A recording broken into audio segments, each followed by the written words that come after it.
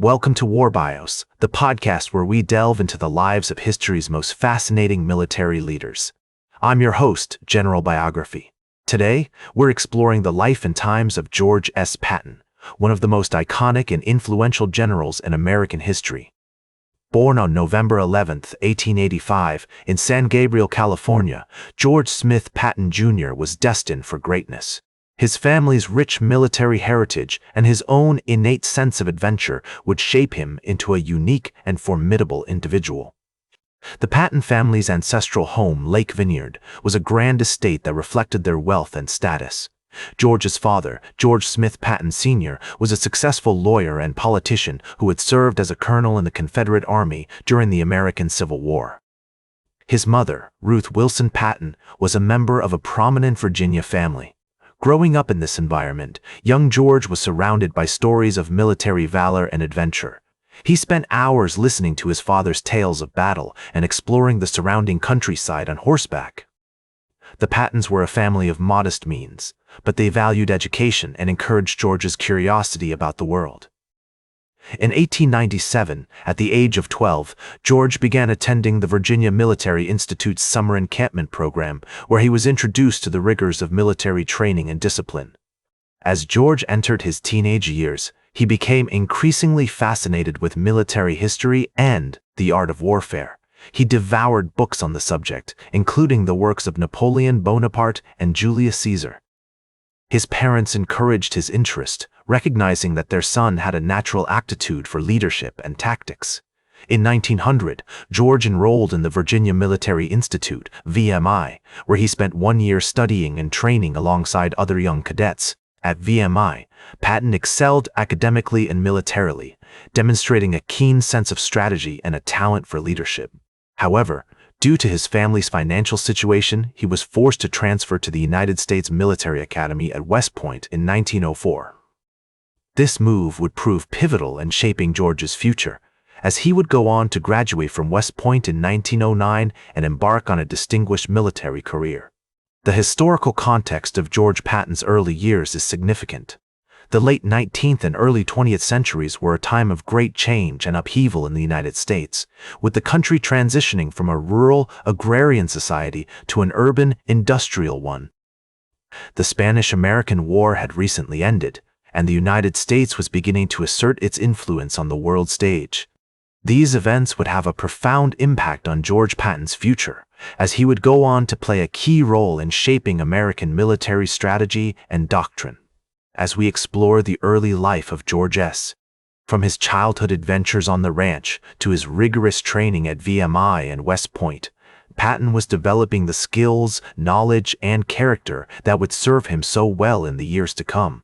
Patton poised on the threshold of his adult life, ready to embark on a journey that would take him to the heights of military glory and the depths of personal struggle.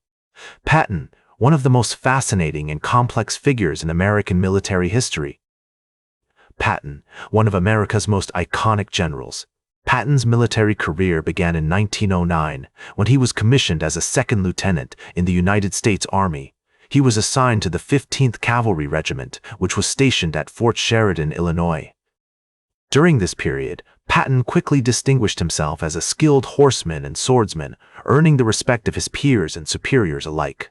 In 1912, he represented the United States in the pentathlon event at the Stockholm Olympics, where he finished 5th overall.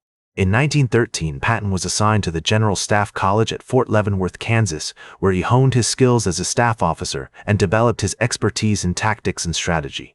The following year, he became the aide-de-camp to General John J. Pershing, who would later become his mentor and friend. This appointment marked the beginning of a long and fruitful association between Patton and Pershing, which would have a profound impact on the course of Patton's career. When World War I broke out in 1914, Patton was eager to see action. He accompanied General Pershing to Europe as part of the American Expeditionary Forces, AEF, and quickly proved himself to be a capable and courageous officer.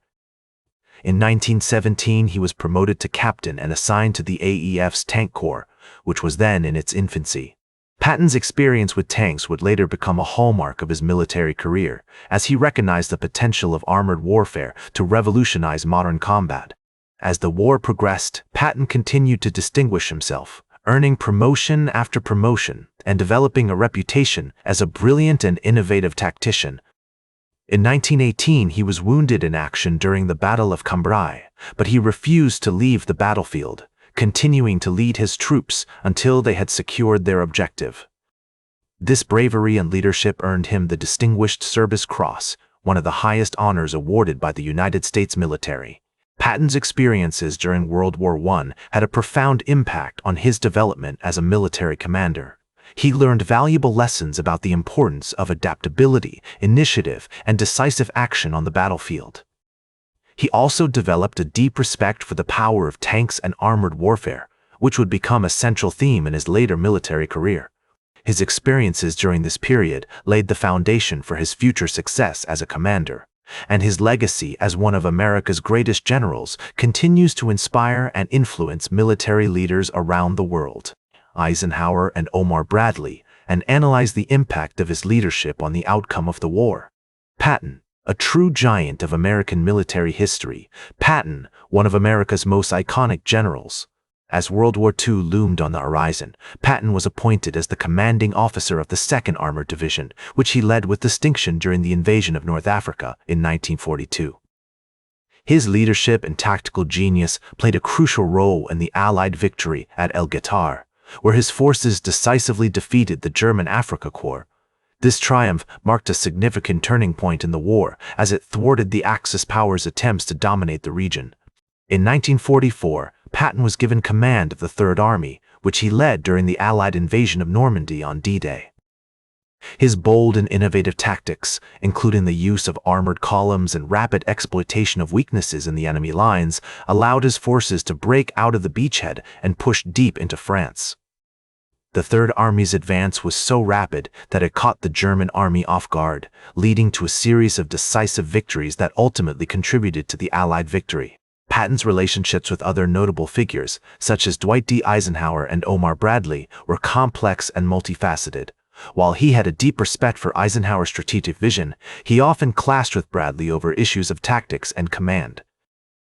Despite these tensions, Patton maintained a strong professional relationship with both men, recognizing the importance of cooperation and teamwork in achieving their shared goals. One notable example of Patton's leadership during this period was his decision to relieve the besieged city of Bastogne during the Battle of the Bulge. Despite being vastly outnumbered and outgunned, Patton's forces fought their way through treacherous terrain and inclement weather to reach the city, where they were greeted as heroes by the beleaguered defenders. This daring operation not only saved countless lives, but also marked a significant turning point in the battle, as it thwarted the German army's last-ditch attempt to split the Allied forces. As the war drew to a close, Patton's reputation as one of America's greatest generals was cemented. His unwavering commitment to his troops, his unshakable confidence in his own abilities, and his willingness to take bold risks had inspired a generation of soldiers and earned him the respect of his peers. Though he would eventually succumb to injuries sustained in a car accident in December 1945, Patton's legacy continued to shape American military strategy for decades to come. In conclusion, George S. Patton's later life was marked by a series of remarkable achievements, from his leadership during World War II to his eventual rise as one of the most celebrated generals in American history. Through his unwavering commitment to his troops, his unshakable confidence in his own abilities, and his willingness to take bold risks, Patton left an indelible mark on the course of modern warfare. That's all for today's War Bios. Remember to like, share, and subscribe, and until next time, I'm General Biography reminding you to keep marching toward victory.